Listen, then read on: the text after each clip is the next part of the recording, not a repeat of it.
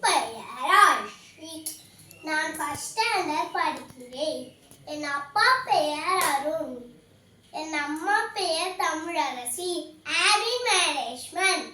இதுல இருந்து ஒரு திருக்குறளை நான் பாட போறேன்.